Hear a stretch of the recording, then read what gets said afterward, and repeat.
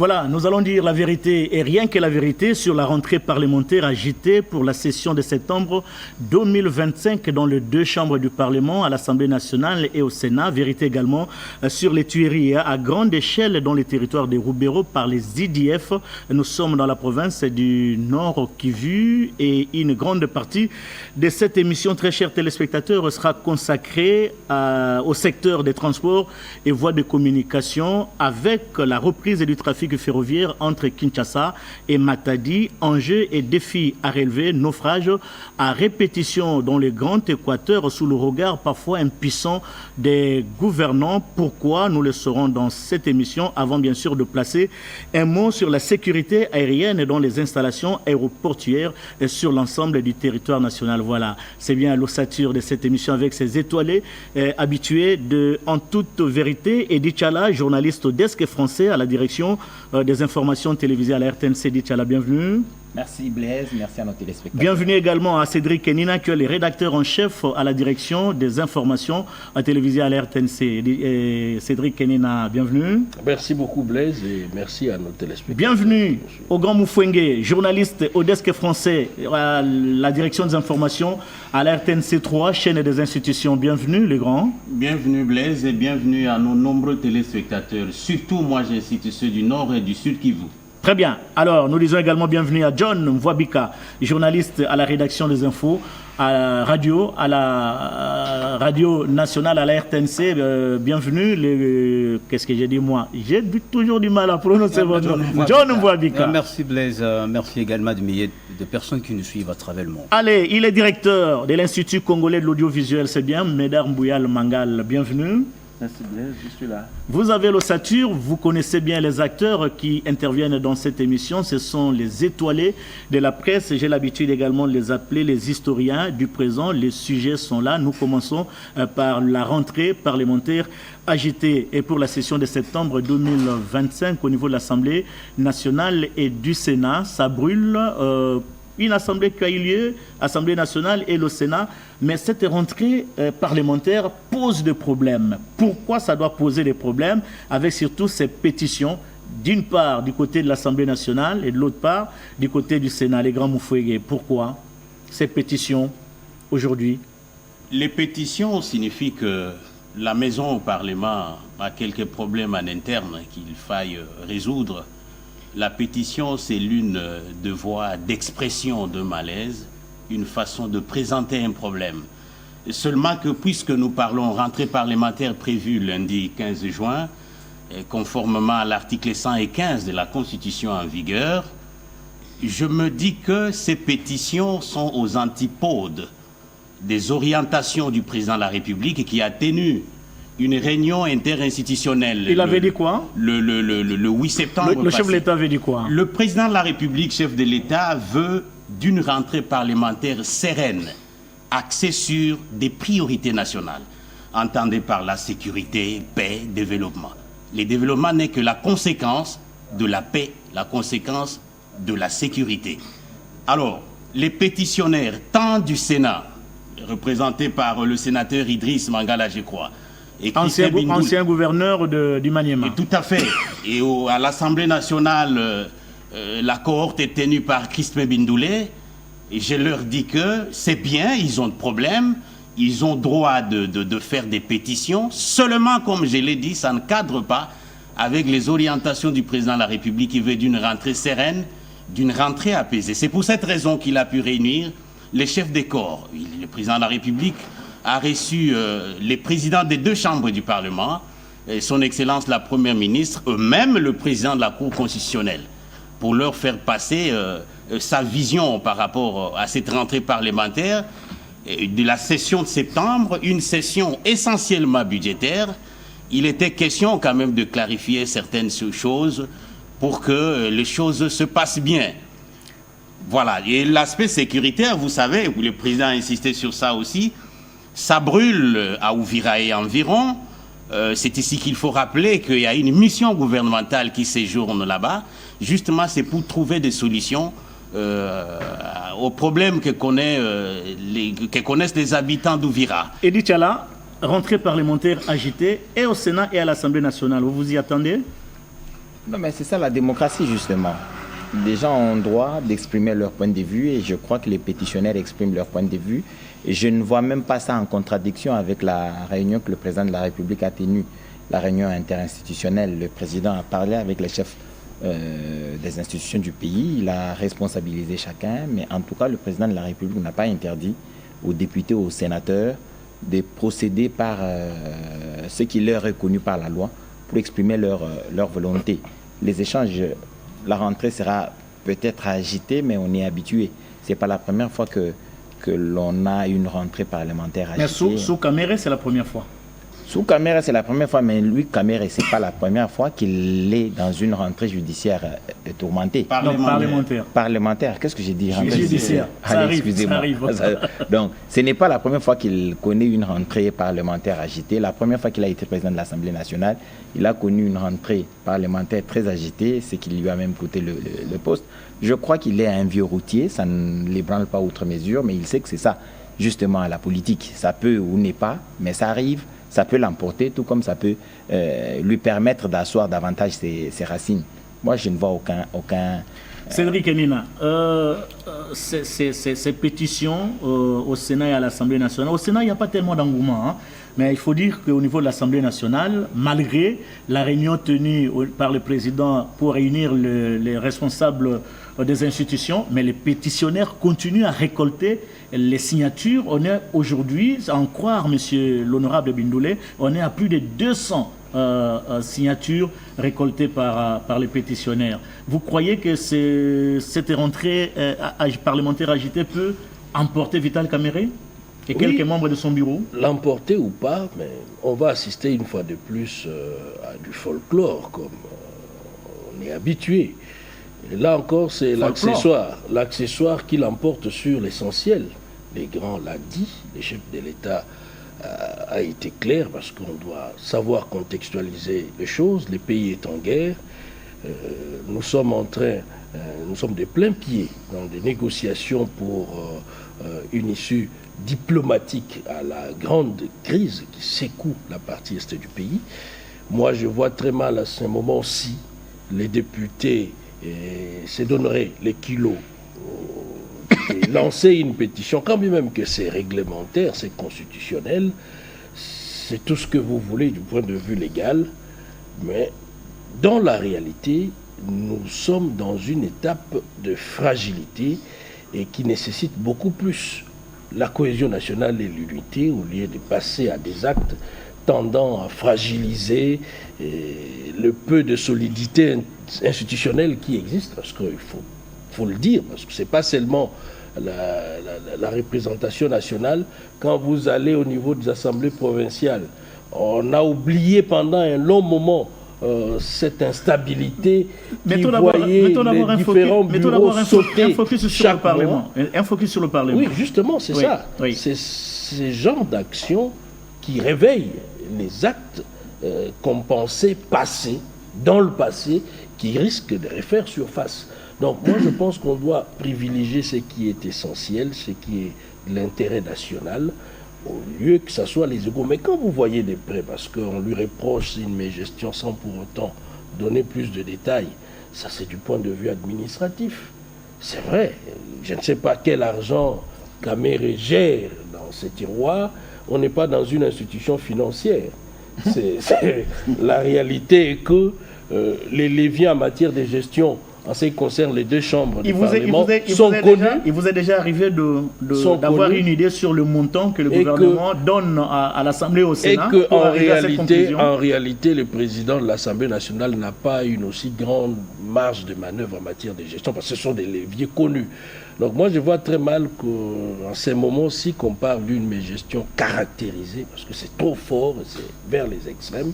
Ça prouve à suffisance qu'il y a une autre motivation derrière cette pétition qui est en gestation, il faut le dire, parce qu'on n'est pas encore à la rentrée. Voyons voir si cette éventuelle pétition deviendra une réalité de la rentrée prochaine. Mesdames Mouyal Mangal, Vital Kamere ne paye-t-il pas ces contradictions avec le président de la République dans la façon de voir pour mener certaines actions concernant le pays?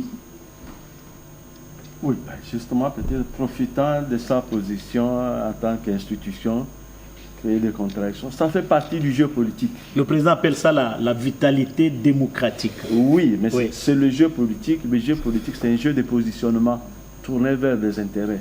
Si Vital Kamerhe arrive, que son moment est arrivé de mieux se positionner, de mieux se vendre, mais il profite justement de son poste pour pouvoir placer les pions pour que demain il puisse récolter.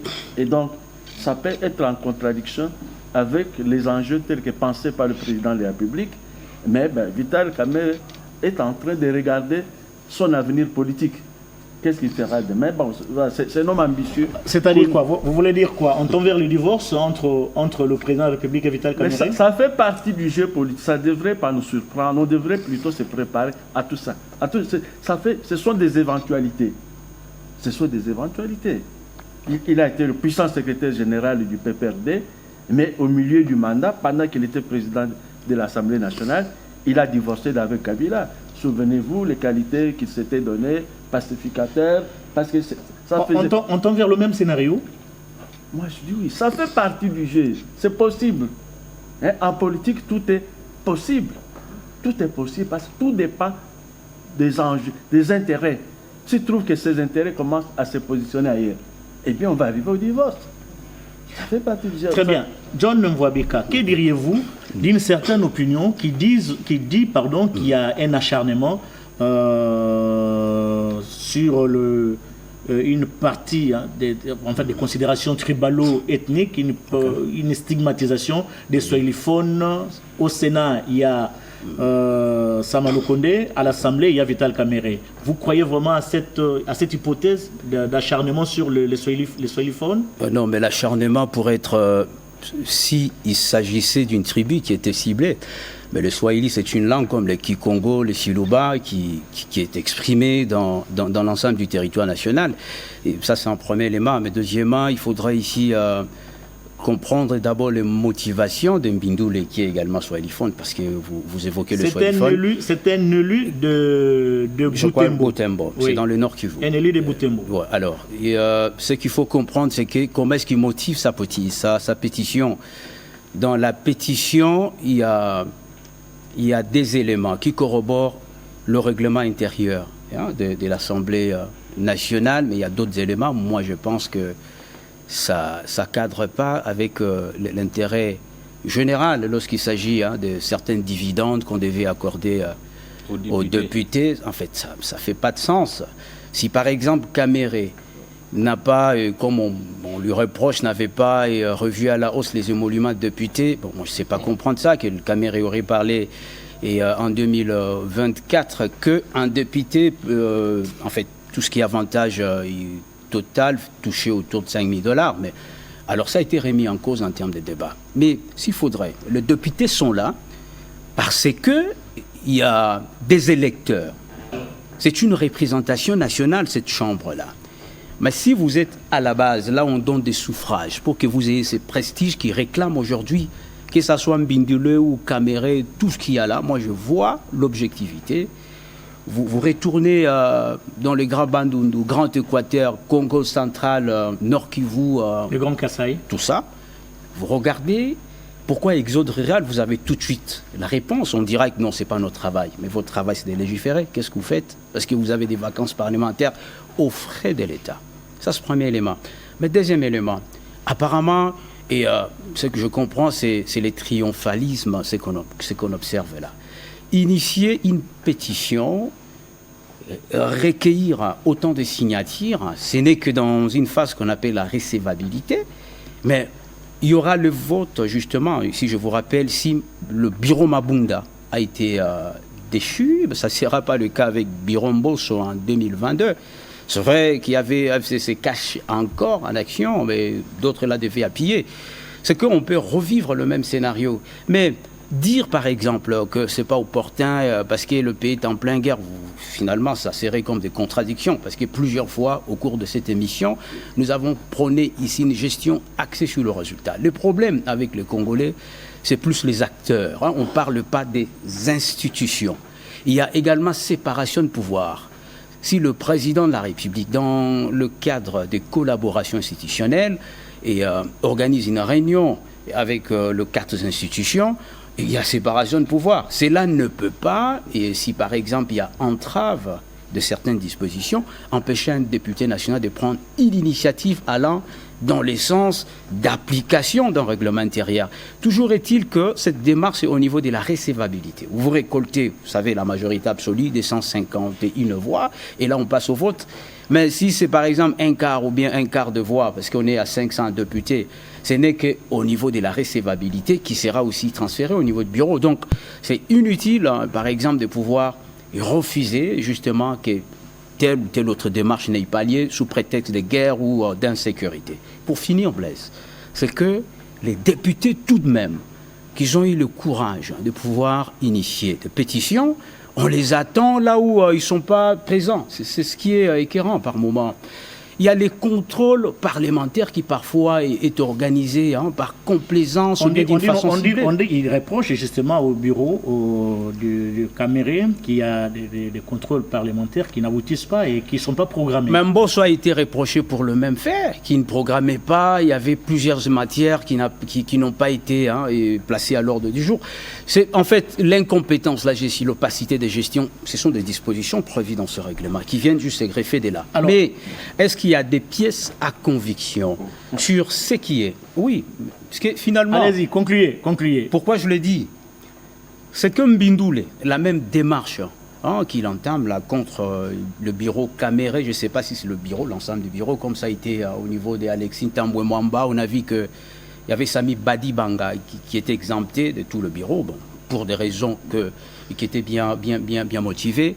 Mais ici, ce que je voulais dire, tous ces pétitionnaires devaient tout de même aussi s'illustrer par des contrôles parlementaires très sérieux. Mais qui programme ces contrôles parlementaires? Ce n'est pas le bureau? Non, mais d'abord, même par motion d'information. Ils ont droit, ils ne les rappellent pas. Ils le font. Non, mais nous, moi personnellement, je n'ai jamais suivi où on rappelle au bureau du Sénat pourquoi vous avez mis au frigo telle disposition, motion d'intervention, motion de procédure. Jamais on a suivi ça. Donc nous considérons que... peut-être c'est une cuisine interne qu'on ne sait pas mettre à jour, mais au même qu'on vise la déchéance d'un bureau, tout à fait normal, parce que s'il n'y a pas de résultat... Quelques membres du bureau. Voilà, s'il n'y a pas de résultat, parce que vous avez reçu mandat, vous n'êtes pas obligé d'attendre toute la législature s'il n'y a pas de résultat en termes d'urgence, parce que vous citez la guerre ici, s'il n'y a pas de communication claire sur la dégradation de la situation sécuritaire, sur, comment je vais dire, tout ce qu'on connaît. Et finalement, on a droit d'interroger le règlement sont là, on appelle ça règlement intérieur. Très bien. C'est un règlement. Très bien. C'est un règlement. Très bien. Alors, le grand Moufouengue, entre-temps, en attendant bien sûr la rentrée parlementaire, Vital Caméré, du moins les membres du bureau, ont initié des consultations avec les caucus des députés. Vous croyez à quelque chose qui va aboutir avec à ces consultations au niveau des différents caucus des députés? Ça pourra aboutir dans la mesure où j'ai dit à Grogne, il y a problème. Il était de bonne loi pour le speaker de la Chambre basse du Parlement, parce que nous parlons de lui notamment, de prendre langue avec les différents députés réunis en caucus pour parler de certains problèmes. Et selon certaines sources proches du bureau du président de l'Assemblée nationale, il y a des problèmes. Vital Caméré a finalement décidé de mettre ou d'activer une ligne téléphonique directe pour écouter les députés. Pourquoi aujourd'hui? Pourquoi on doit activer cette ligne aujourd'hui? Et pourquoi pas aujourd'hui? Parce que le problème se pose aujourd'hui. Allons-y doucement. Il y a eu la première session qui a eu lieu et qui a pris fin. Les députés sont allés en vacances. Oui. Et aujourd'hui, parce qu'il y a pétition qu'on doit activer cette ligne, d'entrer en contact avec, c'est pas tard. Blaise, vous ne pouvez prendre le médicament que lorsque vous êtes malade. À moins que vous me disiez le contraire. C'est maintenant qu'il se rend compte. Il y a compte... problème maintenant, oui, il y a problème. Il ne le savait pas avant. Absolument, peut-être pas. Edith Yala, ce n'est pas une façon de répondre à cet adage qui dit qu'on veut noyer son chien, on l'accuse de rage.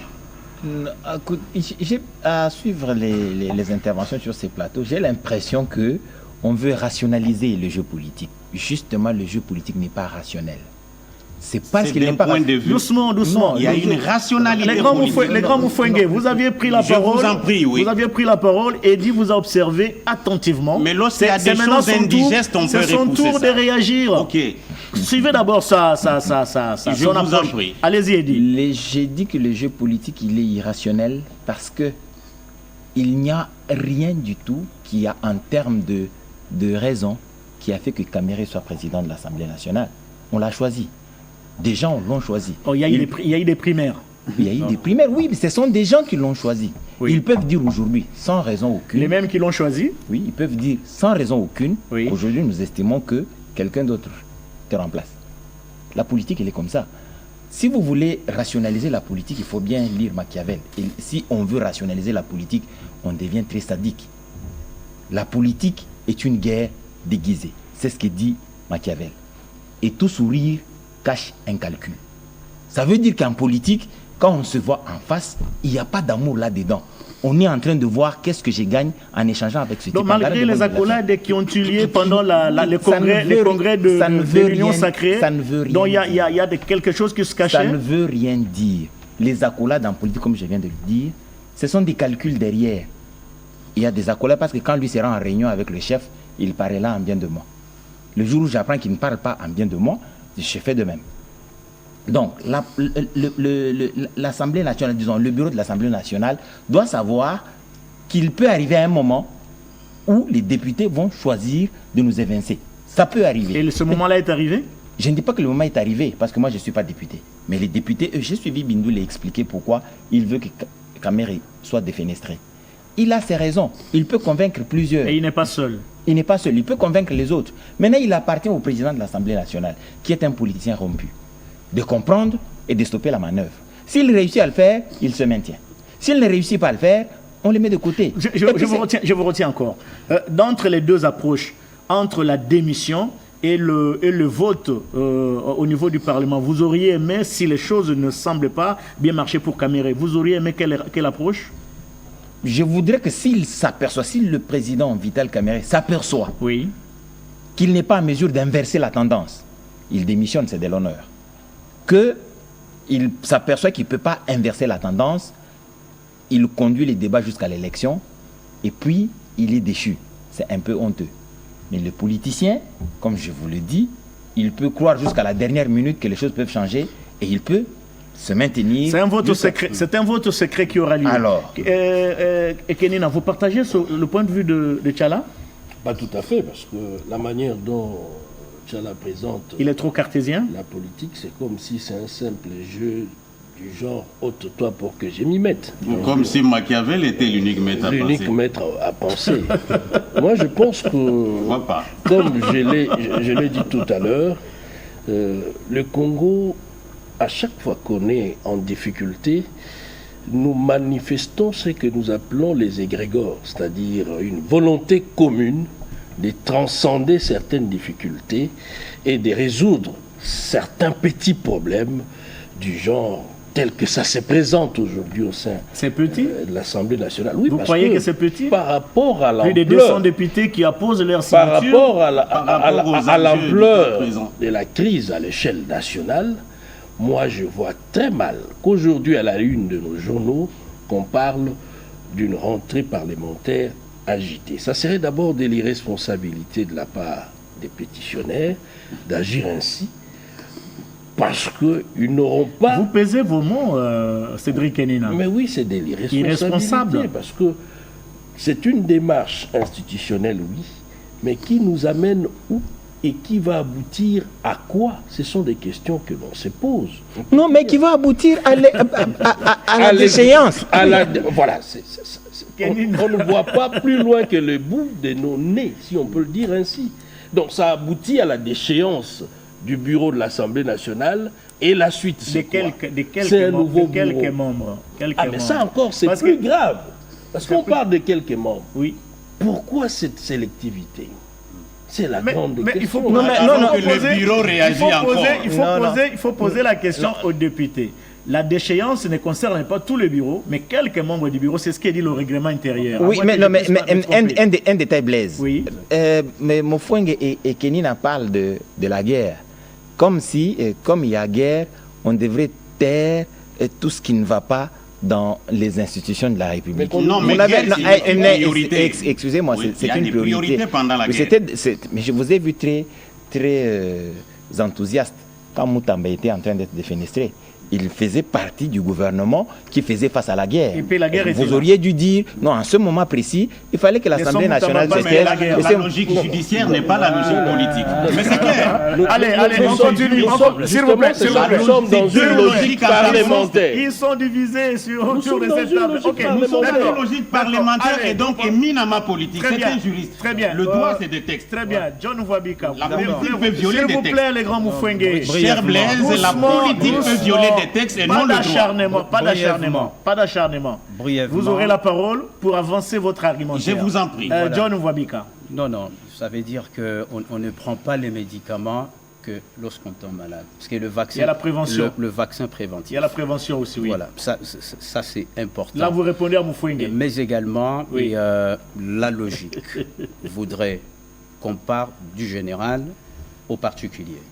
Sinon, ce n'est pas de la logique mathématique. Nous ne pouvons pas ici remettre en cause la rationalité politique lorsque l'on regarde d'autres États civilisés qui sont en difficulté parce qu'il y a instabilité politique. Tout à fait. La règle doit exister. Nous ne pouvons pas être un pays éternellement d'exception. Non, que d'abord la règle soit établie, c'est quoi la procédure, en quel moment le faire, comment le faire. Et en ces moments-là, on pourrait justement évoquer tout ce qu'on appelle le jeu politique. Parce que la situation, elle est peut-être la manière dont nous regardons. On croit que c'est le désordre qui doit... Sinon, on sera une inversion de valeur, sinon ça sera un pays éternel à pyramide inversée. Qu'est-ce que l'on veut? Qu'est-ce que l'on veut et qu'est-ce que l'on ne veut pas? C'est ça la règle qu'on doit établir. Mais tout de même, pour clore, c'est que les députés nationaux, voilà, les députés nationaux doivent mettre en tête qu'ils sont là par délégation de pouvoir du souverain primaire. Le travail ne peut pas s'arrêter que pour les conforts des députés. Mais le travail devait être, comme au Japon par exemple, qu'on a remis en cause les avantages qu'ils appellent ici émoluments. Ils travaillent, entre guillemets, bénévolement pour gagner parfois l'honneur. Mais nos députés ne peuvent pas, par exemple, si vous amenez une démarche allant dans le sens de la déchéance, on n'est pas contre, on n'est pas pour non plus, mais au moins que ça doit être rationalisé justement. Ça ne peut pas être par complaisance parce que... Ça ne semble pas partagé. Hein, non, ce n'est pas un problème. Blaise, c'est comme vous aujourd'hui, vous êtes présentateur vedette en toute vérité. On dit qu'on ne veut plus de Blaise. Je vais dire quoi, par un sentiment et une réaction épidermique. Un sentiment épidermique, on vous fait bouger. C'est une illustration. C'est une illustration. Oui, c'est que les têtes de personnes peuvent déranger. Mais l'institution, ou soit comment je vais dire, la logique institutionnelle, dans une certaine mesure, devait être aussi des rigueurs. Si vous voulez renverser telle institution ou telle autre, ça doit relever réellement d'une motivation très fondée. Mesdames Mouyal Mangal, vous êtes avec votre femme à la maison, mariée religieusement, civilement, mais il y a des divergences flagrantes entre vous deux. Qu'est-ce qui peut arriver quand les divergences persistent? Bon, soit vous allez au divorce, soit vous cherchez les témoins pour vous concilier. C'est dans ça je constate que c'est la même question posée à Mouyal, mais sous une autre forme. Ça veut dire quoi? La première question, c'était pratiquement la même chose. L'attitude qu'adopte l'actuel speaker de la Chambre basse du Parlement, ses points de vue divergents par rapport à la vision du président de la République, et là, c'est la même question qui revient.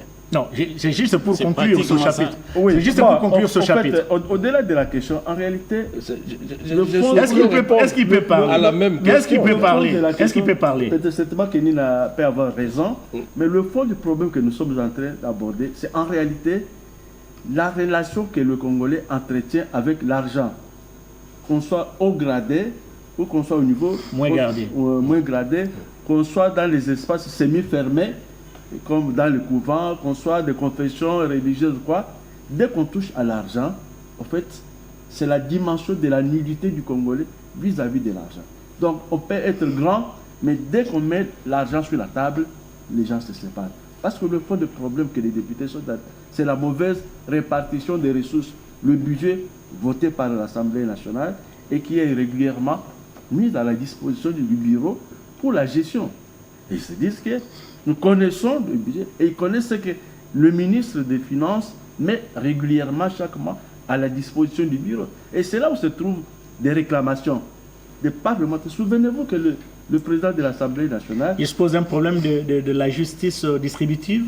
Oui, c'est la question des fonds. Souvenez-vous que le président de l'Assemblée nationale a déclaré vraiment... En pleine séance plénière, qu'il n'y avait pas de papier. Il n'y avait pas de papier. Et le ministre des Finances a réagi pour démontrer que j'ai toujours mis à votre disposition ce que vous-même, vous avez voté. Donc, vous ne pouvez pas vouloir décharger ou surcharger le gouvernement pour les actes qu'on est en train de poser. Et donc, Bindoulé et les autres posent la question de la gestion de l'argent. Voyez-vous, si les partis politiques sont tentés de se disloquer, c'est autour de l'argent. Si les églises, les pasteurs qui avaient commencé leur vision ensemble, ils finissent par se séparer, c'est toujours autour il n'y aura pas de dislocation ici, autour de cette table, au niveau en toute vérité. C'est de l'argent à partager, il n'y aura pas de dislocation à gérer. Il n'y aura pas de dislocation. Allez, on avance. Allez, Une session budgétaire, un mot sur le budget. On avance. Ce sont d'abord les députés. On avance. Parce qu'il y a les salaires, il y a les besoins, les soins mais là, est-ce qu'on peut avancer? Oui, justement. La session de septembre, oui. Au-delà de toute la philosophie que nous avons émise, toutes les théories que nous avons, la question des fonds, c'est une question de l'argent. C'est ça qui nous Très bien. Allez, on va avancer. Il faut rappeler ici que la session de septembre au niveau du Parlement, elle est essentiellement budgétaire parce qu'il est question pour les honorables députés et sénateurs d'examiner et de voter la loi des finances pour l'exercice 2026. Qu'est-ce qu'il va se passer au niveau de l'Assemblée nationale et du Sénat? On n'a pas beaucoup parlé de Samalou Kondé parce que les choses semblent être un peu calmes au niveau du Sénat. Non, mais il est visé aussi. Oui, il est visé, mais ça n'a pas le même engouement. Nous allons vérifier, la RTNC est là pour vous donner les infos en temps réel. On va couvrir l'ouverture de la session et nous allons voir ce qui va se passer. Nous allons suivre de près ce dossier et en toute vérité est là, juste pour dire la vérité et rien que la vérité autour de cette question qui semble préoccuper beaucoup de Congolais. Allez, on passe, on reste dans la province du Nord Kivu, le territoire des Rubero, avec cette tuerie à grande échelle au niveau du territoire des Rubero par les IDF. Vous êtes sans ignorer que les IDF sont venus de l'Ouganda et la RDC a signé des accords avec les Ougandais. Il y a même la présence de l'armée ougandaise pour traquer ces IDF. Mais les IDF posent beaucoup de problèmes en République démocratique du Congo qu'en Ouganda. Qu'est-ce qui se passe réellement autour de cette question? Edith, là, je commence par vous. Qu'est-ce qui se passe? Je ne peux pas répondre avec exactitude sur cette question, mais je crois savoir que nous avons, nous, du côté de la République démocratique du Congo, c'est ce que je pense, sincèrement et foncièrement, un déficit en termes de renseignement. Je crois que c'est sur cela que nous devons davantage travailler. C'est moi qui le dis. Quand j'analyse la situation, je constate tout simplement que la force, même des forces armées, réside dans la capacité d'anticiper. Vous ne pouvez pas anticiper quand vous n'avez pas les renseignements. Alors, il faudrait travailler sur la question. Elle est faible de notre côté. Les ZDF sont ici chez nous depuis assez longtemps. Les Ougandais sont venus prétendument pour nous aider. On croit qu'ils sont là pour nous aider. Mais ils ne peuvent pas faire mieux que les Congolais eux-mêmes. Il y a des Congolais, des militaires qui perdent leur vie là-bas. Mais il y a des civils qui devraient être protégés, qui ne le sont pas, parce que les ADF, même s'ils sont aidés, parce que avec l'évolution de la situation, on a fini par comprendre qu'il y a les enfants des lieux où les massacres se commettent, qui pactisent avec les ADF. Il y a eu plusieurs exemples comme ça. Et pour réussir à anticiper et endiguer cela, il faudrait que nos services de renseignement, s'ils ne peuvent pas infiltrer les ADF pour anticiper leurs mouvements et les étrangler, je ne vois pas autre issue. Parce que c'est pratiquement une guérilla. Ils ne viennent pas affronter l'armée. Ils sont en train de suivre le mouvement de l'armée pour attaquer les villages qui ne sont pas sécurisés. Le champ d'action, au début, c'était le territoire de Beni. Mais aujourd'hui, ils sont à Lubero, les grands mouvements. À Lubero, justement, parce qu'ils constatent qu'à Beni, maintenant, la présence militaire est assez forte et on a essayé d'éradiquer... Qui constitue aujourd'hui le chef-lieu de la province, du Nord Kivu. Pour le gouvernement. Maintenant, ils sont allés où on a laissé des brèches. C'est pourquoi je pense que les renseignements est l'élément capital et essentiel dans la neutralisation des ces renseignements, il faut peut-être vous compléter, ces renseignements ne se situent pas seulement au niveau des services, mais également la population qui doit ouvrir l'œil et les grands Mufwenge. Tout à fait. Renseignements civils, militaires, c'est bien dit. Ça me rappelle le 11 septembre passé, journée internationale de lutte contre le terrorisme. J'ai assisté à une manif de Ubuntu Panafrica Asbel. Ils ont organisé une manif à cet effet. Qu'est-ce qu'il faut retenir à Kinshasa, à Massina, terrain Suforco? Et d'y parle d'anticipation. On ne peut anticiper que lorsqu'on a la bonne information et au bon moment. Mais Ubuntu Panafrica Asbel propose, parce que c'est une association qui lutte contre le terrorisme, notamment Beni, Butembo. Il faut insister au-delà de l'aspect anticipation, insister sur le mariage civilo-militaire en termes d'échange d'informations. Une armée ne peut pas gagner une guerre dans un coin quelconque. Laurent Désiré Kabila disait, le policier doit se sentir comme un poisson dans l'eau avec la population. Tout à fait. Il avait raison. Tout à fait. Il avait raison. Ça veut dire quoi? Parce que nous parlons de tuerie, d'une affaire de 70 personnes tuées à Lubero. Et ces bilans peuvent encore être revus à la hausse, parce que ça n'a pas encore été confirmé par des sources administratives sur terrain. Donc, c'est une guérilla, c'est une guerre asymétrique. Oui. Il n'y a pas un front précis pour permettre aux FARDC, nos forces de défense, de braquer leurs canons. L'ennemi se dissimule. C'est de l'évanescence. Il apparaît, réapparaît. C'est un peu comme ce qui se passe au niveau du Sahel. Cédric Kenina, oui, tout à fait. Je vais chuter. Allez-y. Puisque ce coin de la République, c'est parmi les coins névralgiques, il faut plus travailler au-delà des services classiques des renseignements, ANER, DEMIAP et les autres. La population doit aider nos forces de défense en termes de renseignements. Où se situe l'ennemi? Où a-t-on vu un mouvement suspect? C'est cette mixture-là, cet échange d'informations civiles, militaires, qui peut constituer quand même une soupape de sécurité, si vous voulez. Cédric Kenina, jusqu'où vont aller ces tueries? Oui, mais nous déplorons tout ce qui se passe dans la partie est du pays. Au-delà de l'occupation de l'armée rwandaise, vous avez les EDF qui continuent à être en activité, en hyperactivité, parce que ces 2 derniers mois, on sent que le nombre de personnes assassinées sauvagement a augmenté sensiblement. On parle d'une centaine de personnes dans le village d'Intoyo, je pense bien, oui, cette semaine. Et ça, c'est encore une fois symptomatique d'un déficit, comme l'a dit Eddy, le grand a renchéri, informationnel. Un déficit informationnel du point de vue sécuritaire auprès de nos services de défense et de sécurité. Mais la question que moi je me pose personnellement, parce que quand on parle d'1, 2, 3, 4 villages, on suppose que nous sommes dans un périmètre ou encore un rayon qui est sécurisé par les forces de l'ordre. Laisser un mouvement terroriste opérer en toute impunité, parce qu'après ce genre de massacre, il n'y a aucun IDF qui est arrêté. On n'appréhende personne. Il se retranche. Il se retranche, bien sûr. Ils sont dans la forêt. Mais nous devons en principe avoir des éléments matériels. C'est vrai, il n'y a rien à nier dans tout ça. C'est connu de tous, il y a des témoignages documentés. Mais ce qui est grave, on tue une centaine de personnes et en contrepartie, nous n'avons aucun élément de ces forces négatives entre nos mains.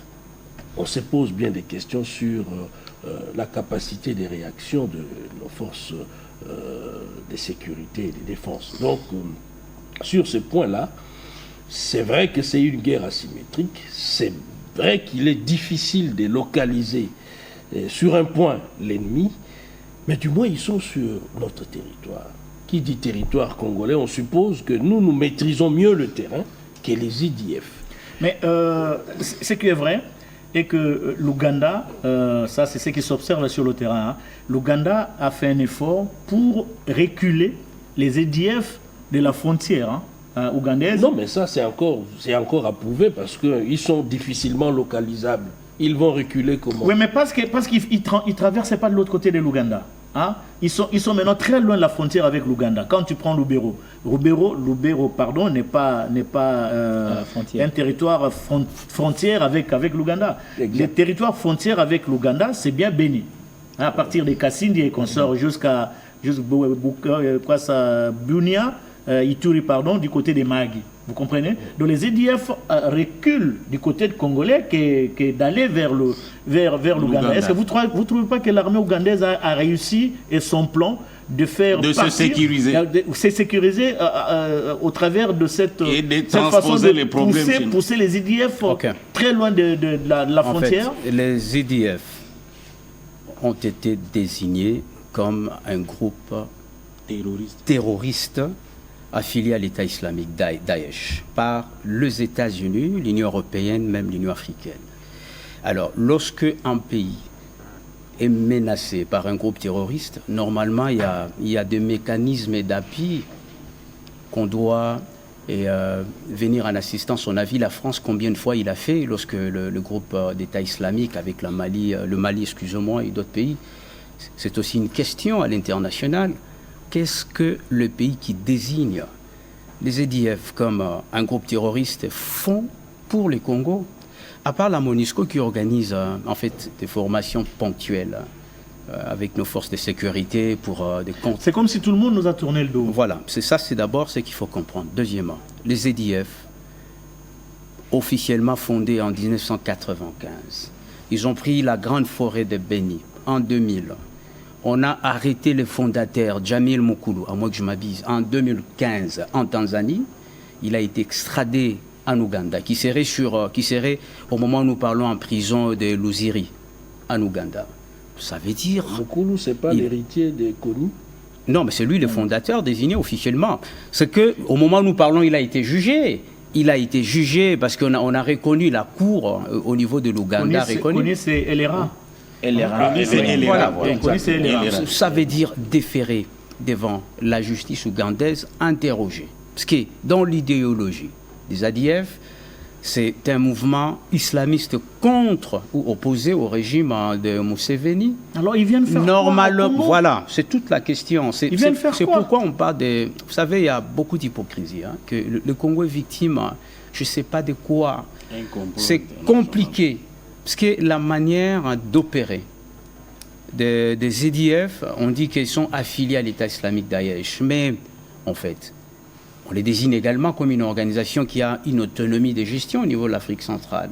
Cette autonomie de gestion, c'est l'or de l'Ituri, c'est le minerai qui pille ici. Mais alors, quand ils pillent, ce n'est pas eux les consommateurs. Ça veut dire il y a des acheteurs, il y a un marché pour ces minerais-là. Alors ces gens-là, ils ne sont pas connus, ils ne sont pas identifiés. Ce n'est pas ça le problème, c'est les Congolais ou les Congos qui continuent à compter ces morts. Ça ne peut plus continuer de cette manière. Même les UDPF, les forces ougandaises qui travaillent comme force conjointe aux côtés des FARDC, vous avez bien compris. Parce que les EDF ne présentent pas vraiment un danger sur le territoire ougandais. Ça arrange quelque peu, parce qu'il faut le repousser. Alors, c'est comme le Congo serré la frontière. Déjà, au niveau, on a vu comment est-ce que je vous ai cité le Mali, je vous ai cité PK7 ici au Centrafrique, ont été soutenus par la communauté internationale. Voilà, tout simplement parce que... Ce qui ne semble pas en être le cas chez nous. Donc, vous avez tout compris. Très bien, mesdames. Mais quels ont été les résultats malgré ce soutien? Non, le soutien d'abord. Le malgré. Oui, ça n'a pas disparu. Le malgré intervient après. Mais il y a eu quand même quelques efforts. Le malgré intervient. On sentait quand même cette mobilisation. On sentait la mobilisation de la communauté. Non, mais la résurgence, vous savez, parce que le capitaine veut s'illustrer comme un panafricaniste. Ça, c'est une autre paire de mots. S'il vous plaît, Cédric. Oui, ça nous préoccupe. Ça nous préoccupe. Et puis, Blaise, pour le renseignement... Comment ce sujet nous a unis. J'ai oublié. J'allais perdre de vue sur la collaboration population et les forces armées. On est libre de le dire à Kinshasa. Mais ce n'est pas évident dans une zone où il y a la présence justement de forces négatives qui s'immiscent avec la population locale. C'est la sécurité du renseignement qui compte également. Parce que ce sont eux, c'est la loi de la jungle.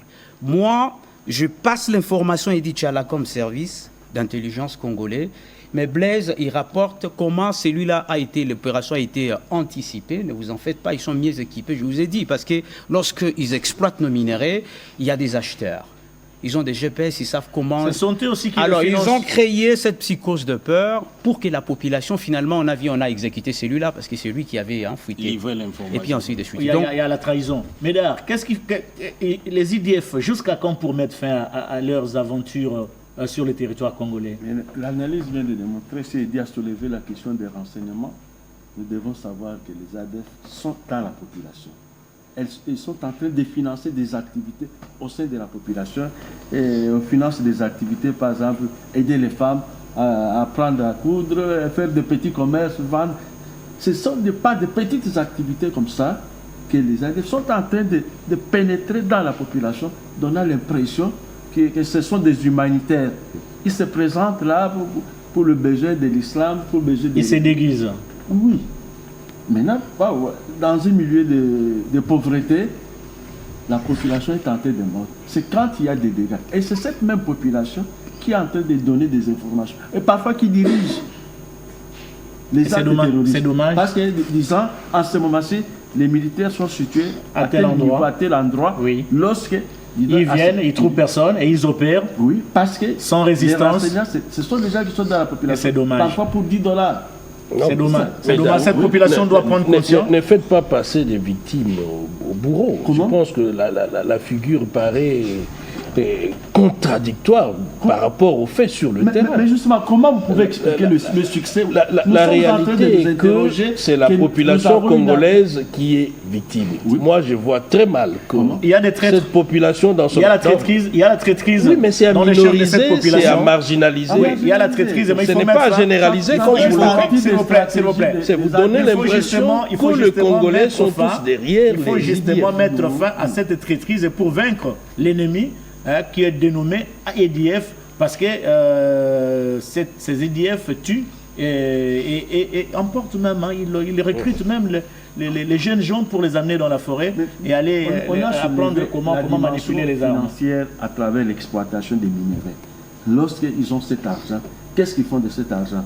Ils entrent dans la population à travers ils financent certaines activités. Très bien. Comme ça, de caractère. Très bien, je crois que... Mais en réalité, c'est à travers ces actions, les responsables, si on veut les maîtriser, il faut qu'on... Les responsables sont en train de nous suivre. On va changer de sujet. Hein. On va changer de sujet, même si c'est un sujet qui nous a vraiment beaucoup préoccupés. Autant de tueries à grande échelle dans la partie orientale de notre pays, c'est qui n'est pas normal. Nous devons ouvrir l'œil. Et nous parlons aujourd'hui d'un autre phénomène, c'est naufrage à répétition dans le Grand Équateur. Pas plus tard qu'il y a quelques jours, il y a 2 embarcations, l'une a chaviré et l'autre a pris feu. Et ça se passe sous le regard, nous l'avions dit, impuissant des gouvernements. Comment cela peut se justifier? Il y a eu toute une batterie de mesures prises. Il ne faut pas naviguer la nuit. Il ne faut pas que les gens portent des gilets de sauvetage. Et il faut limiter le nombre de personnes qui doivent prendre part à bord de ces embarcations. Mais apparemment, c'est ce qui ne semble pas être le cas. C'est la loi de la jungle qui se passe, mais curieusement, c'est la province de l'Équateur, le Grand Équateur, et qui en pâtit. Edi Tchala. Blaise Bokoukia, c'est vraiment une irresponsabilité innommable. Les gens sont morts sur le lac Kivu à plusieurs reprises. Les gens sont morts à Maindombe ici, sur les lacs. À Tanganyika. Les gens sont morts presque régulièrement sur le fleuve, sur la rivière Kasaï, dans les mêmes conditions. Et après chaque mort, on redit la même chose. C'est-à-dire, les mesures sont prises, les caméras sont à côté, les mesures sont prises, plus de navigation de nuit, il faut des gilets, tout ça, port des gilets, tout ça.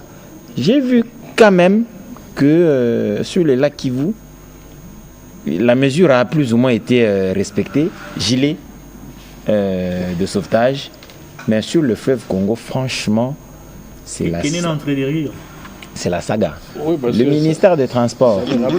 Vous allez prendre la parole. Il ne faut pas rire pendant qu'il y a des compatriotes qui meurent. Ça me rappelle une image insolite d'un des responsables de l'époque au niveau provincial qui par précipitation, la vidéo a circulé sur la toile, il dit Bana Motonioso, client, il faut aller ta matricule. Matricule, nayo ya moto. Client là tango nasima, c'est par la précipitation. C'est pour dire que les décisions prises, comme l'a dit Tchala, ne sont pas pensées, ne sont pas réfléchies d'une manière intérieure.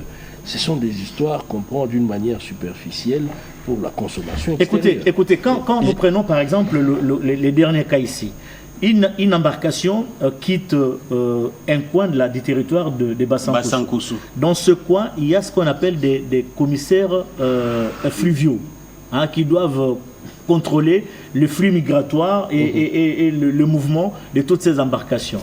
Dans ces territoires ou dans ce coin, il y a les gens des services de renseignement. Dans ce coin, il y a l'administration. Mais comment on peut laisser quitter une embarcation d'un port pour faire, par exemple, emprunter une rivière, tout en ne respectant pas les normes. Oui, Tchala. Je n'avais pas terminé. Oui, mais termine d'abord.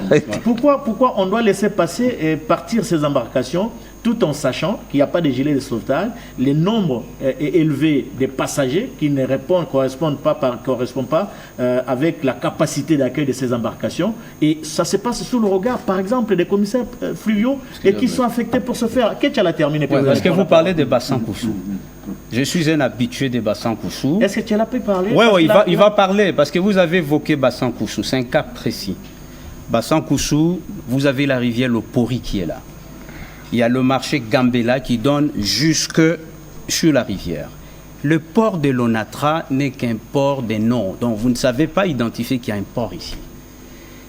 Pendant que le gouvernement se plaignait ici qu'il y a crise de maïs national, mais il y a des maïs qui pourrissaient à Bassankoussou par manque d'embarcations appropriées pour évacuer ces marchandises vers le centre de consommation. Ça, c'est au niveau des Bassankoussou, c'est clair ce que je dis. Et deuxièmement, les embarcations sont fabriquées par qui? C'est toute la question. Avec quel nom? Voilà, la capacité d'accueil. Vous pouvez bien établir des mesures, mais les fabricants, c'est là où le gouvernement, parfois, lorsqu'on prend des mesures... En voici une, au travers de ces images nous proposées par notre réel Patrick Cash. Ce sont des pirogues, à des termes clairs, des pirogues motorisées. Regardez cette embarcation. Voilà, des pirogues motorisées qu'on donne justement, et à l'image de dire que voilà, c'est tout un stade qui est sur ces bois-là. C'est ça les Tchala était plus détaillé. Lorsqu'il dit qu'il y a eu un naufrage tel sur tel coin, tel autre coin. Bon, on a pris tout ce temps. Pourquoi?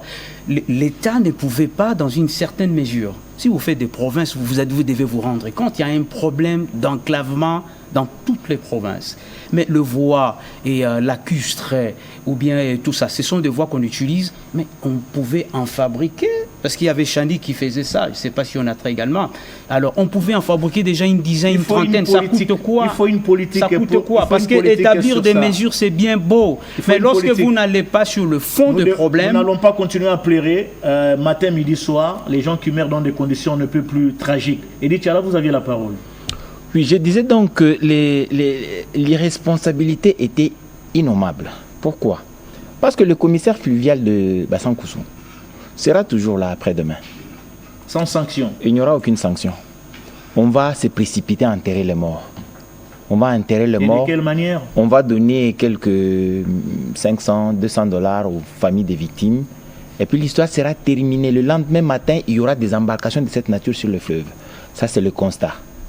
Maintenant, dans la thérapeutique, vous prenez des mesures, mais comme on dit à la fabrication, il n'y a personne, il n'y a aucune norme que le fabricant respecte. Ça, c'est une chose. Et l'autre chose, c'est que ce sont les privés qui font des embarcations. Les entreprises publiques qui avaient, l'ONATRA notamment. Qui avaient des bateaux. Qui exploitaient non seulement le fleuve, mais également les affluents. Oui, parce qu'on ne peut pas empêcher aux populations de se mouvoir. Ce n'est pas possible. Ils ont envie de venir à Kinshasa. Ils ont des marchandises à vendre.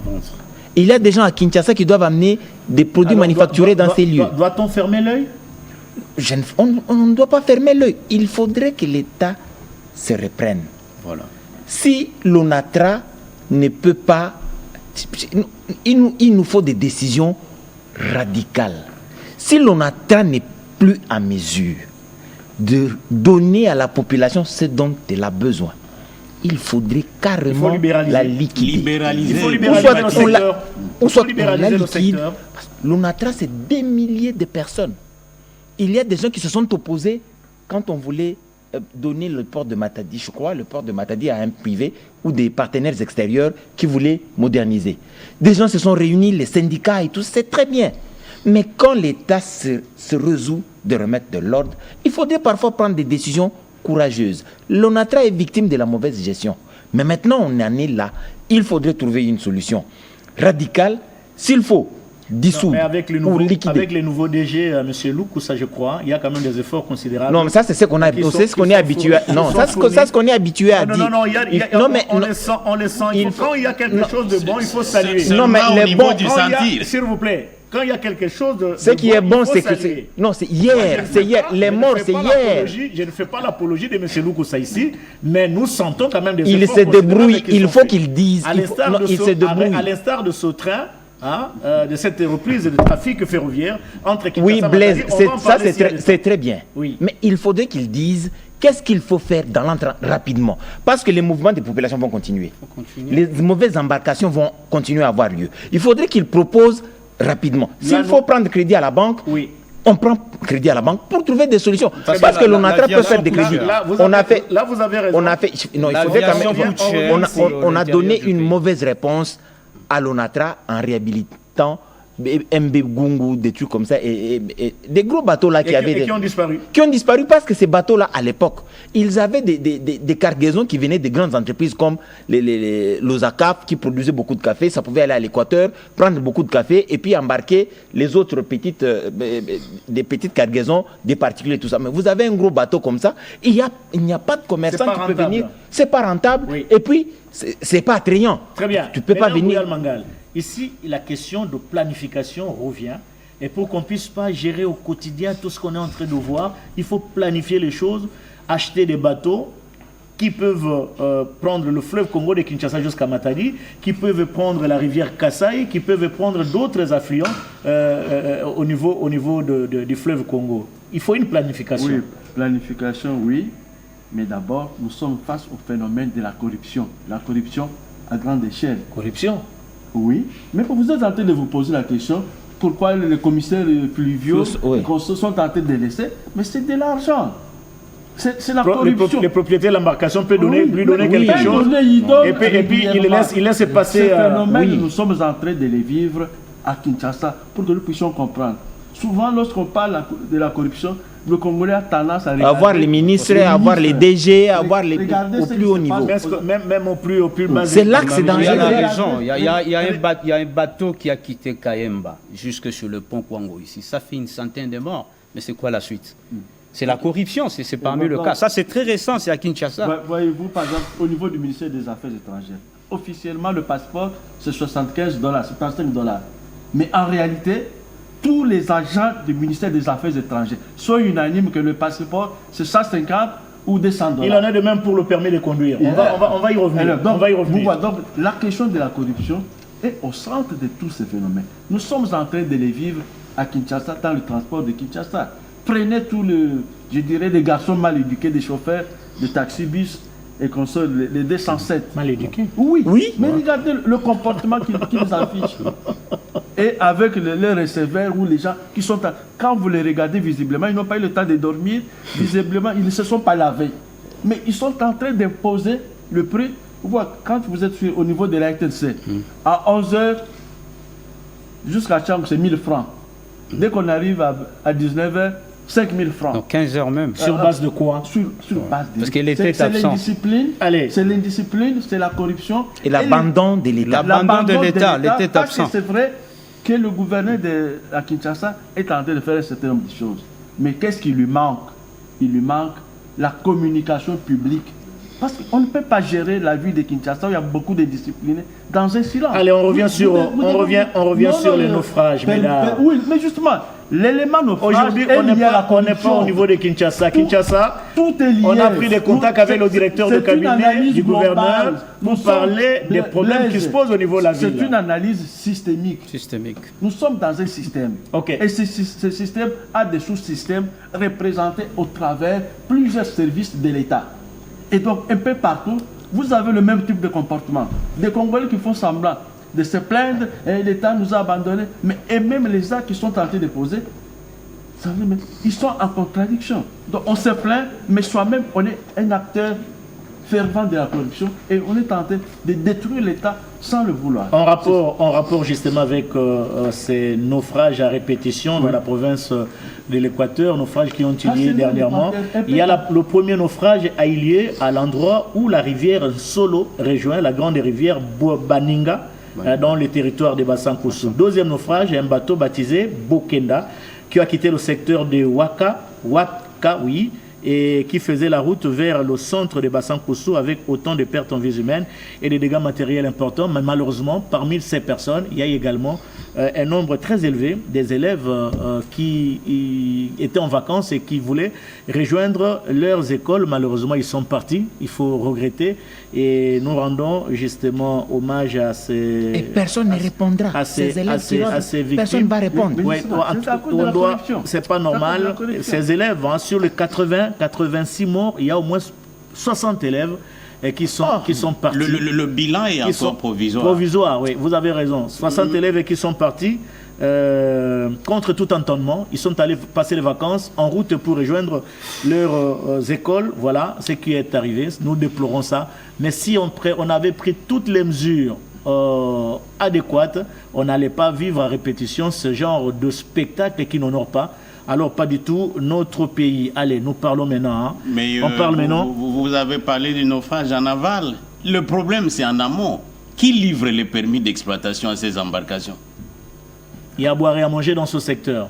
Parce qu'il faut une autorisation des services publics pour exploiter. Comme autant, il y a à boire et à manger au niveau de la sécurité aérienne dans les installations aéroportuaires au niveau de notre pays. Nous avions vécu le dernier cas il y a sous peu. Un avion qui voulait atterrir, à bord duquel il y avait des grandes autorités de ce pays, notamment, s'il faut parler du président de la République. L'avion annonce l'atterrissage. Dans les règles, nous avons l'habitude de voyager dans des avions. Quand l'avion annonce l'atterrissage, l'hôtesse ou les stewards annoncent que nous amorçons l'atterrissage, c'est au moins à 20 minutes de l'aéroport. Donc on est en contact avec la tour de contrôle. Mais ce qui n'était pas le cas avec l'avion présidentiel. On annonce l'atterrissage, mais coupure du contact direct avec la tour de contrôle. L'aéroport dans le noir, la SNEL, il n'y avait pas de courant au niveau de l'aéroport, il n'y a pas de groupe électrogène, il n'y a même pas de photovoltaïque pour éclairer, ne serait-ce que la piste afin de permettre l'atterrissage de l'avion présidentiel. Je crois que là, il y a vraiment à boire et à manger. Première réaction, Cédric Enina. Oui, vous avez présenter pratiquement le tableau de ce qui s'est passé à l'aéroport international d'Ndjili. On nous dit sur place que l'incident, c'était l'absence de l'alimentation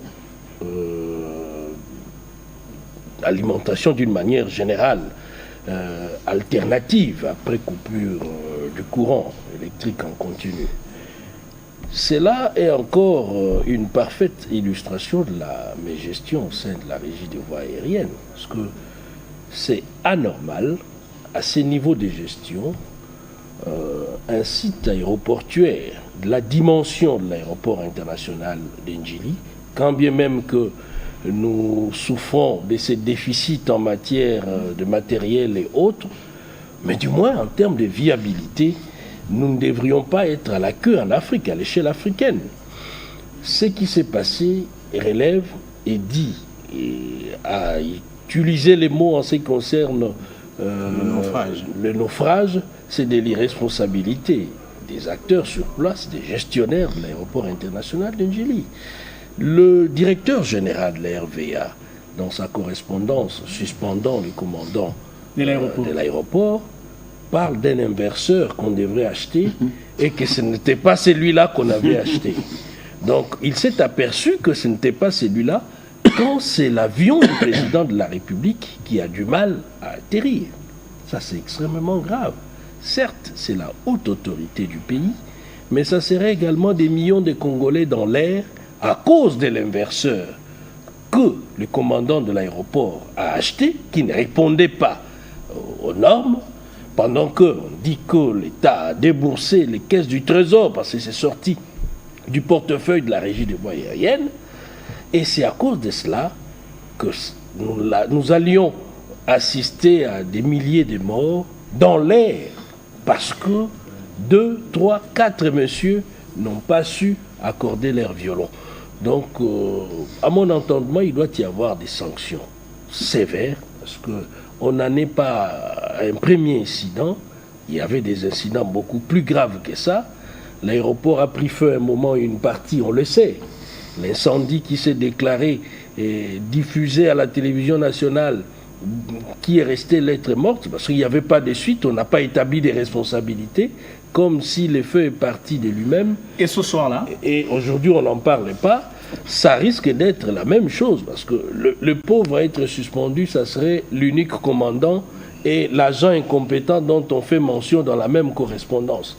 Vous voyez comment on individualise les choses. Et ce soir-là, Kenina, pour votre gouverne, il y a d'autres aéronefs qui sont allés atterrir du côté de Brazza, qui de se poser sur le tarmac de l'aéroport international d'Ndjili. Mesdames Bouyal Mangal, vous avez une réaction sur ce qui s'est passé cette nuit-là? Oui. Ça risque d'être redondant.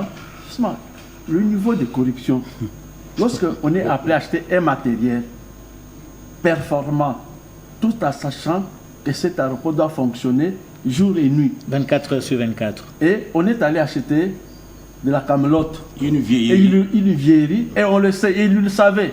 À ce moment-là, il n'avait pas sanctionné. Donc il a fallu qu'il attende l'incident pour nous rappeler, non, d'ailleurs, le commandant là, il avait acheté une camelote.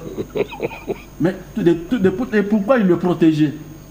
À partir du moment qu'il a su, lui, en tant que DG de la RVA, il sait que son collaborateur immédiat a acheté une camelote, il a préféré ne pas sanctionner, parce que certainement ils avaient des intérêts communs. Nous en saurons encore davantage sur cet incident avec la commission mise sur pied par le président du conseil d'administration de la RVA. Il faut d'abord qu'il y ait des sanctions en chaîne. Il faut que toute la sous d'autres cieux, tout le monde démissionnerait. Hein, au regard de cet incident-là. Mais malheureusement, ce n'est pas le cas. C'est pas le cas ici chez nous. Les gars, oui, vous voulez prendre la parole? Oui, allez-y. Absolument. Nous devons prendre la parole parce qu'il y a un autre élément qu'on n'a pas fait mention ici. C'est lequel?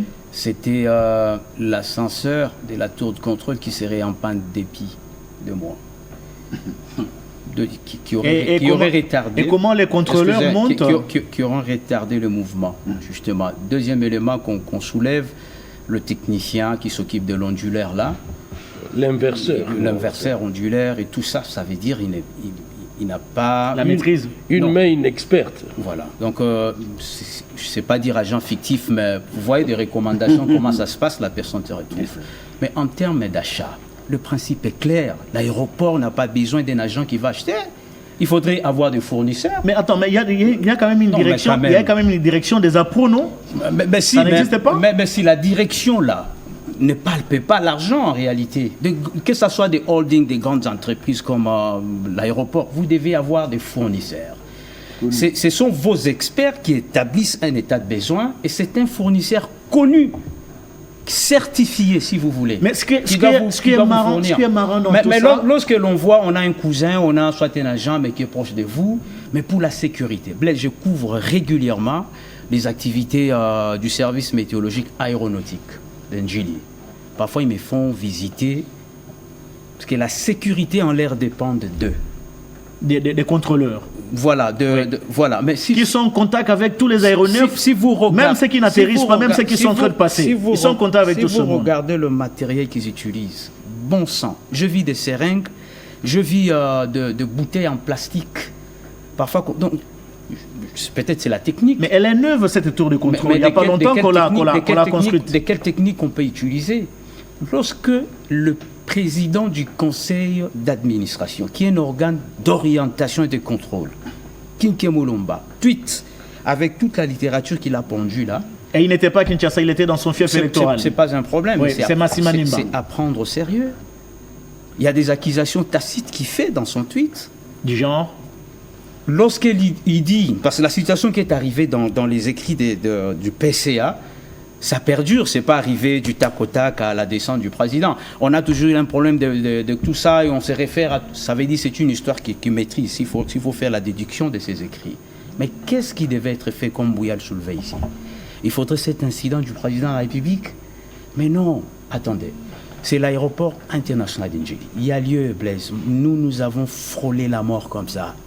Toujours Ndjili? Non, en partance des Binga et puis il faut faire l'Issala. Parce que vous parlez de Kinshasa, ça, avec un petit porteur. Ça c'est l'aéroport international d'Ndjili, mais allez voir à l'intérieur ce qui se passe. À Binga, il y a eu pluie.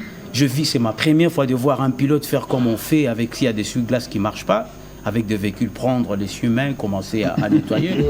Et nous étions dans les airs. Il y a un problème pour aussi atterrir. De viabilité de ces aéronefs. Les tarmacs, c'est comment?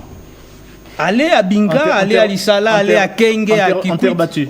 Non, mais sont de passe-plomb, pelouse, si vous voulez. Et lorsqu'il y a la pluie, mais c'est catastrophique. Attendez, très bien, attendez. Le constat vraiment est amer. Les grands Moufouégué, où passe l'argent de GoPass? $50 à peu près pour les gens qui vont à l'extérieur, $15 pour le trafic interne. Où passe cet argent pour qu'on puisse vivre ce genre de spectacle?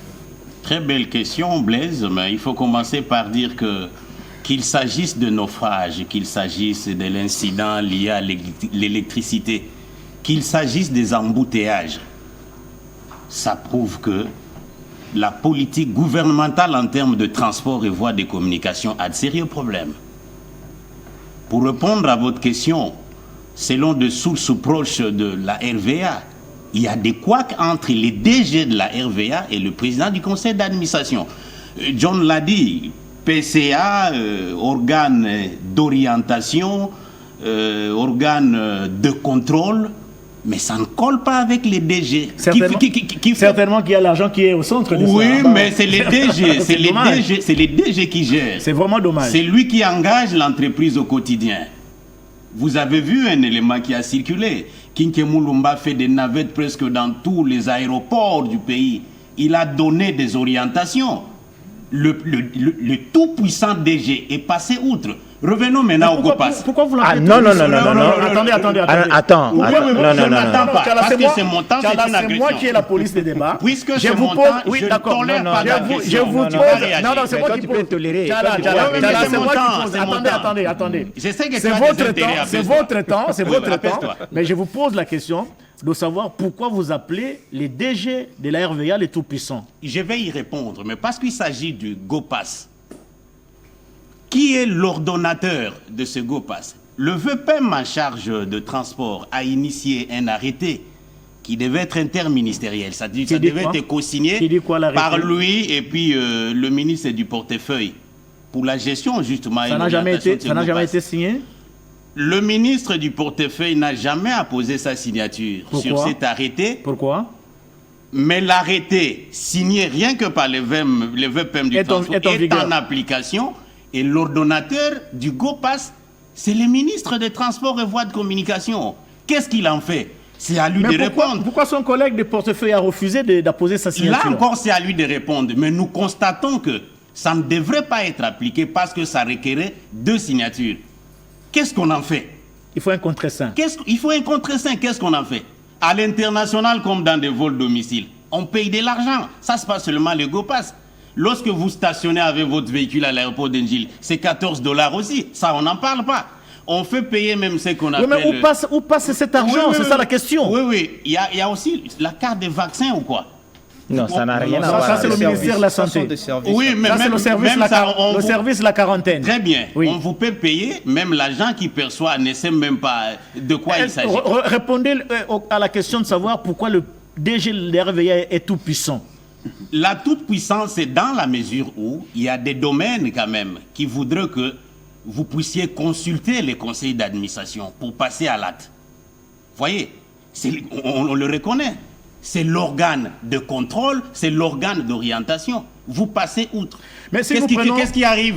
Si nous prenons la suspension du commandant de l'aéroport de Ndjili, fallait-il attendre que le conseil d'administration siège pour suspendre les commandants ou déjà les prérogatives de suspendre les commandants? Cher Blaise, là, parce qu'il y avait urgence, il peut faire. Mais suspendre le commandant de l'aéroport me paraît une réponse conjoncturelle à un problème structurel. On attend les DG et les ministres de tutelle. Il faut encore dire que la RVA, c'est lié à 2 ministères. Il y a les portefeuilles, il y a les ministères des Transports et Voies de Communication. C'est cette constellation d'acteurs qui devront répondre aux questions que vous posez. Où va le GOPAS? Mais les Congolais sont en droit de se poser ce genre de questions. On va initier une enquête. Parce que je vais chuter par là. Les services qu'on nous offre. On a secoué par le temps. Regardez la pléthore de services à l'aéroport d'Ndjili. Mais c'est le matraquage. Il y a une ordonnance qui réglemente ces services à 4. Il en faut combien? 4 au niveau de l'aéroport. Mais aujourd'hui, vous avez... Mais lorsque vous braquez votre gars, c'est plus de 4. Et d'ailleurs, c'est qui est écœurant. Le phénomène mendicité par les gens. Quand vous revenez d'un voyage, là où les gens retirent les bagages, vous trouvez toute une panoplie de gens inutiles qui sont en train d'encombrer les voyageurs. Je crois que c'est un secteur qui mérite bien une attention particulière. Toilettage, mais... Une attention particulière, parce que ce qui se passe au niveau de notre pays, au niveau de nos aéroports, c'est vraiment la nuit et les jours par rapport à ce qui se passe ailleurs, parce qu'on a l'occasion de voyager et voir les réalités qui prévalent ailleurs. Donc cet incident était évitable. Je ne veux pas ajouter... Le DG a répondu devant la représentation nationale. Nous l'avons suivi. Les vidéos sont là. L'incident qui a failli coûter la vie à des gens, notamment le premier citoyen de CP. Je crois que comme Cédric l'avait dit, des têtes doivent tomber. Il faut prendre au sérieux la sécurité de tout le monde. Sous d'autres cieux, beaucoup de gens démissionneraient. Mais c'est clair. Suivez mon regard. Oui, Tchala. Oui, moi je n'ajoute pas, je parle parce que je n'avais pas encore parlé sur la question. Allez-y. J'ai rebondi déjà sur les propos de Moufengue, qui était très enthousiaste quand il parlait du président du conseil d'administration qui donnait des orientations. Je pense que le président du conseil d'administration n'a pas d'orientation à donner au DG. C'est le conseil d'administration qui a des orientations. Parce que dans le conseil d'administration, le DG est membre du conseil. Oui. On discute ensemble. Alors, le PCA en tant que PCA n'a pas d'orientation à donner d'une tweet personnelle au DG. Non, sinon il serait... Laisse-moi, maintenant tu interviens. C'est les conseils comme personne morale. Oui, c'est les conseils comme cette personne morale. Très bien. Je voulais que ce n'est pas le PCA. Et c'est un problème presque général. Il y a des problèmes entre PCA et DG partout. Là où il y a le calme, ça veut dire que le DG prend de l'argent de l'entreprise et donne au DG. Pas forcément. Là, c'est une déviation gratuite. C'est mon propos. On ne peut pas vous laisser tenir ce genre de propos. Très bien. C'est une accusation gratuite. Parce que vous avez peur. Non, on n'a pas peur. Ça ne repose sur aucun fondement. D'avoir de preuves. On n'a pas de preuves. On n'a pas de preuves. Laissez-moi terminer. Allez-y. Tout en retirant ça. Non, je ne vais pas le retirer parce que c'est vrai. Là où il y a le calme, mais je vous dis la vérité, là où il y a le calme entre PCA et DG, l'argent circule. Il y a des choses pas très catholiques qui s'y font. Non, ils peuvent peut-être avoir la même vision des choses. C'est clair, ou la même vision des choses, et puis pour croyez ce que vous voulez croire, mais laissez-moi parler de l'incident. Quoi? Là où les gens se battent, c'est-à-dire c'est la... Il y a des problèmes d'argent. Ah oui, là où on se bat, c'est que l'autre pense n'est pas... Ça, c'est votre point de vue. Oui, c'est mon point de vue.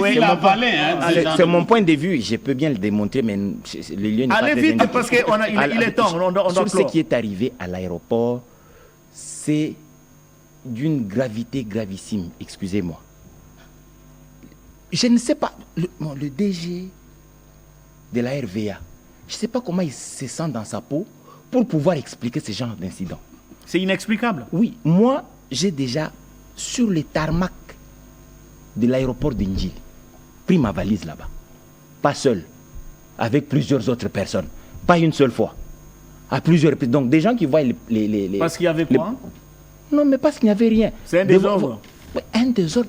Je me pose la question, mais mon Dieu, on est où là? On est à Kinshasa. Il y a même une image qui a fait le tour du monde. Le tour la une au niveau de la toile. Un monsieur de la RVA qui se sentait lésé, il est allé se coucher sur... Bon, c'est là réclamé. Il est allé se coucher sur le tarmac, empêchant ainsi les aéronefs d'atterrir. Oui, mais c'est grave. Cette entreprise, la RVA est une entreprise publique. Il y a une ordonnance présidentielle qui a nommé des dirigeants. Ils sont là depuis des mois. Pour eux, l'entreprise marche bien quand il peut avoir son véhicule personnel climatisé, il rentre dans son bureau, il est abri du besoin primaire, l'entreprise fonctionne normalement. Alors, ce pourquoi on vous a nommé, vous ne pouvez pas attendre à l'aéroport de Ndjili pendant 2 ans, 3 ans, des luxes. Donc, ce qui est banal ailleurs, c'est un luxe à l'aéroport de Ndjili. Quand vous allez pour prendre votre valise, c'est un combat. Vous avez là-dedans des gens qui n'ont rien à voir avec le voyage. Mais tous les jours, le DG... C'est un fourre-tout. Le DG, parce qu'il est fils maison, comme on le dit, il sait que ça se passe comme ça. Il vient à l'aéroport quand il voyage, il sait que ça se passe comme ça. Mais il est incapable de prendre des décisions qui changent les choses. Ça veut dire qu'il n'est pas à sa place.